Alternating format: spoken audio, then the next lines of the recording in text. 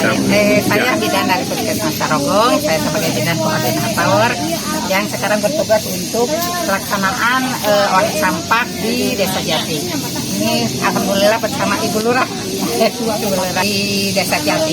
Kita ada di RW 01 ya. Sekarang kita pelaksanaan ori sampah karena Garut sendiri menyatakan ke RW sampah ini ya. Jadi kita melaksanakan ori sampah. Adapun tujuan ori sampah ini yaitu untuk mencegah KLB yang berlanjut. Secara umumnya, secara khusus meningkatkan kekebalan masyarakat terhadap penyakit sampah tersendiri. Terus memutuskan transmisi virus campak pada populasi rentan tidak terlindung, rentan yang tidak terlindung. Adapun sasarannya yaitu anak di usia 9 bulan sampai 59 bulan. Penyakit campak itu atau penyakit rubella yang disebabkan oleh virus. Jadi cepat penyebarannya. Jadi sangat perlu untuk melakukan ori campak ini. Kebetulan sasaran di RW 01 itu ada 14 orang.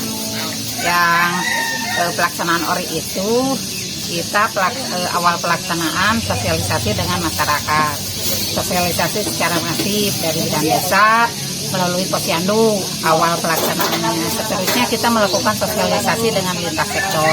Kebetulan kita di Tarogong Kaler juga yang suspek campak itu ada sampai kalau di catatan ada 14 kasus yang telah terjadi suspek campak. Ada pesan untuk masyarakat, Bu? Pesan untuk masyarakat, mari kita sukseskan ori campak itu demi kesehatan masa depan anak-anak kita.